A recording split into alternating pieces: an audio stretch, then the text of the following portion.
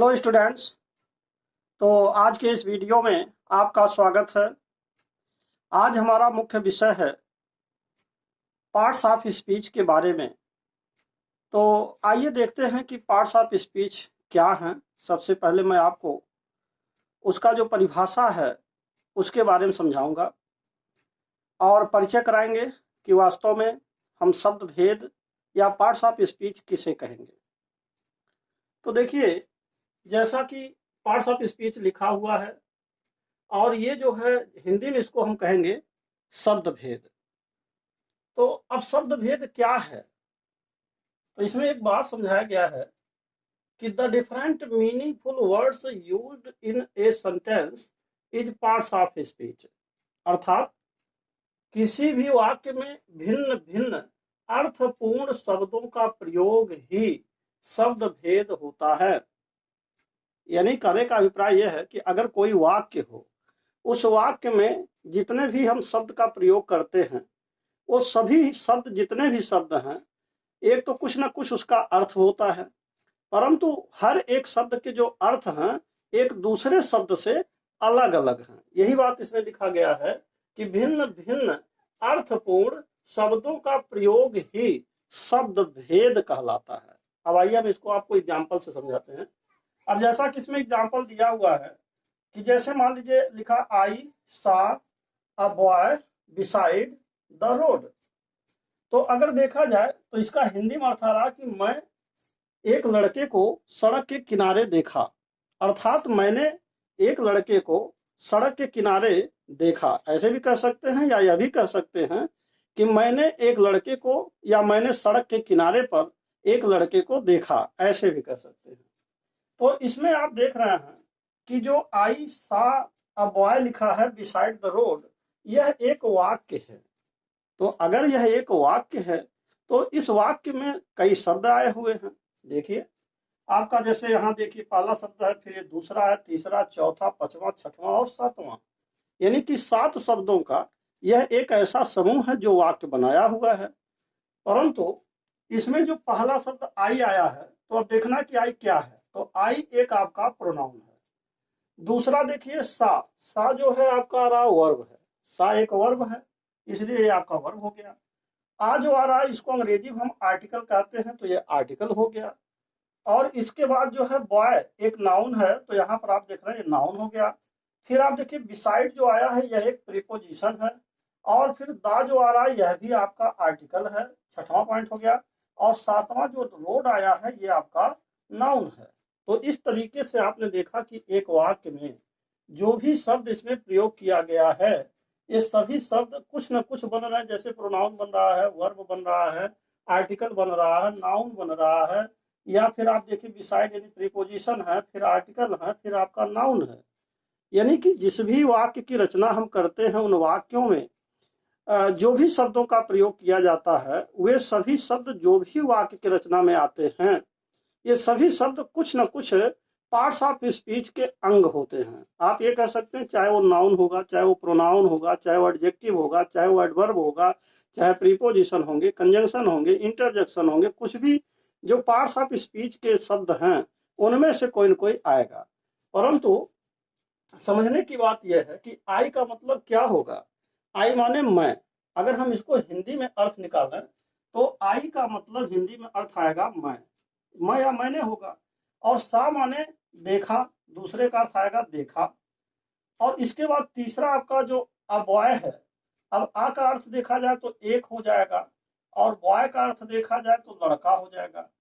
यानी कि आप यहाँ पर देखते जाइए कि किसका क्या अर्थ बन रहा है। बिसाइड का मतलब होगा के किनारे होगा, किनारे, इसका अर्थ बिसाइड हो जाएगा, के किनारे हो जाएगा। और इसके बाद दा का भी जो द रोड आ रहा, दोनों मिला करके एक तरह से अगर देखा जाए तो इसका मतलब होगा रोड माने सड़क है। यानी कि सड़क ही अर्थ इसका देगा, इसको आप कह सकते हैं सड़क है। और यहाँ जो दा का अर्थ आ रहा है, दा इसी सड़क के साथ शामिल है।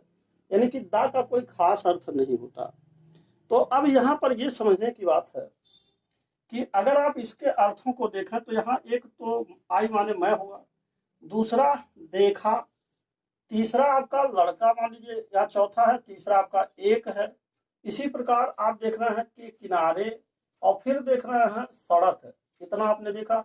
तो इन सभी हिंदी के शब्दों को अगर देखिए तो क्या हो रहा, भिन्न भिन्न अर्थपूर्ण शब्दों का प्रयोग, यानी कि जो शब्द आपका मैं है वह शब्द यह नहीं है, यह आपका देखा शब्द लिखा हुआ है, यानी कि देखा एक दूसरा शब्द है, मैं एक दूसरा शब्द है, एक दूसरा शब्द है, और जो कि हर एक शब्द एक दूसरे से भिन्न भिन्न है। तो यही बात कहा जा रहा है कि भिन्न भिन्न परंतु अर्थपूर्ण। अर्थपूर्ण का मतलब आई माने मैं होता है और सा माने देखा, तो यह एक कुछ अर्थ भी दे रहा है।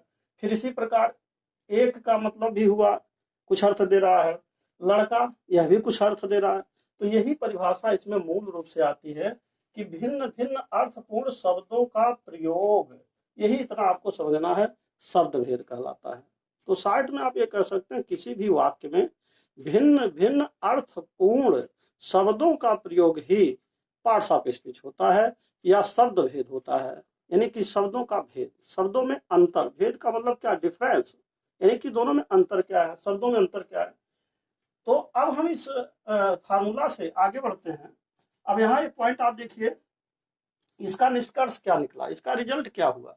रिजल्ट ये हुआ कि जैसे मान लीजिए कोई भी वाक्य हो, सेंटेंस हो, तो सेंटेंस में क्या मिलेगा, वर्ड्स मिलेगा, और सेंटेंस में जो वर्ड्स होंगे ये वर्ड्स क्या होंगे, ये पार्ट्स ऑफ स्पीच होंगे।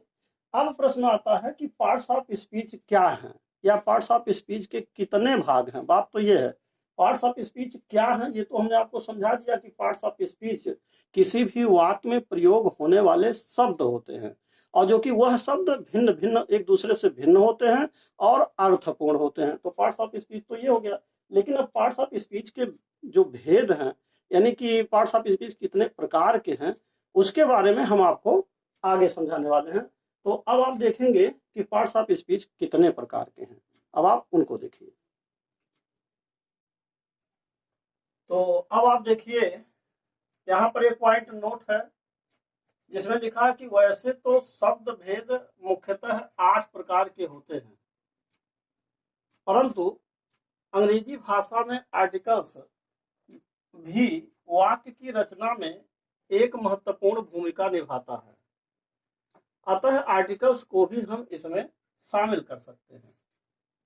कहने का मतलब यह है कि जैसे पार्ट्स ऑफ स्पीच की जहां तक बात है, तो पार्ट्स ऑफ स्पीच को मुख्यतः 8 भागों में बांटा गया है। जो शब्द भेद हैं वह मूलतः 8 भाग में है, लेकिन अंग्रेजी भाषा में आर्टिकल एक प्रमुख शब्द और आ जाता है, जिसका मतलब है कि ए, एन तथा दी, यानी कि आर्टिकल्स में 3 शब्दों को और जोड़ा जाता है जिसमें ए, एन, दी आते हैं, तो जिसको हम आर्टिकल कहते हैं।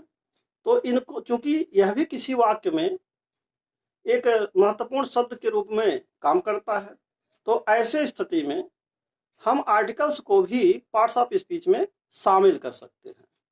तो अब ये जो आपका मुख्य भाग है, अब जैसे मान लीजिए नाउन, आपका नंबर 1 नाउन है, फिर प्रोनाउन है, फिर वर्ब है, और फिर इसके बाद एडजेक्टिव, फिर एडवर्ब है, फिर आप देख रहे हैं प्रीपोजिशन, कंजंक्शन और इंटरजेक्शन, और फिर 9वां आपका आर्टिकल्स है।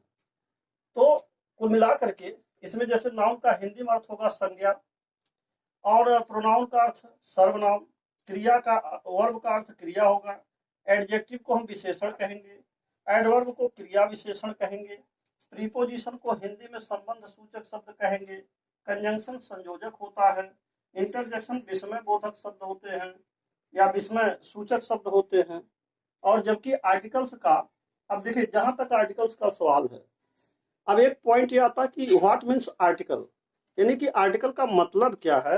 तो अगर हम आर्टिकल का मीनिंग देखें तो इसका हिंदी में अर्थ होगा निबंध, लेख, वस्तु या समान। कहने का मतलब यह है कि जैसे कोई लेख हो या कोई लेखन है या निबंध है तो उसको हम आर्टिकल कह सकते हैं, और समान या कोई चीज है, वस्तु है, उसको भी हम आर्टिकल कह सकते हैं। लेकिन अंग्रेजी भाषा में इसका क्या वैल्यू है, अंग्रेजी भाषा में क्या महत्व है। अंग्रेजी में महत्व इस बात का है कि जो आर्टिकल्स है उसमें आपका ए, एन तथा दी, इन 3 शब्दों को, जो ए, एन, दी हैं, जिसको आप कह सकते हैं ए का प्रयोग, यानी कि कैपिटल ए हम लिख रहे हैं, ए, एन और दी, अब देखिए यहाँ 3 वर्ड हो गए, ए एन और इसके बाद दी। तो आप ये कह सकते हैं कि जो ए एन दी है इनको भी आर्टिकल कहा जाता है। पुनः इस बात को समझ लीजिए कि आर्टिकल्स का मतलब निबंध हुआ, लेख हुआ, इसी को आप अनुच्छेद भी कह सकते हैं, धारा भी कह सकते हैं, दफा भी कह सकते हैं, और साथ साथ वस्तु या समान भी कह सकते हैं। और अंग्रेजी के ए एन तथा दी को भी हम आर्टिकल के नाम से जानते हैं। इसीलिए मैंने यहाँ आर्टिकल्स का सारा जो मूल अर्थ हो सकता है, जहां तक संभावना है, वो मैंने आपको समझा दिया है। तो अब ये था मूल पॉइंट आपका कि जो मेन रूप से तो पार्ट्स ऑफ स्पीच जितने हैं वो 8 हैं, लेकिन आर्टिकल्स को अगर शामिल कर लीजिए तो इसको लेकर के 9 हो जाएंगे।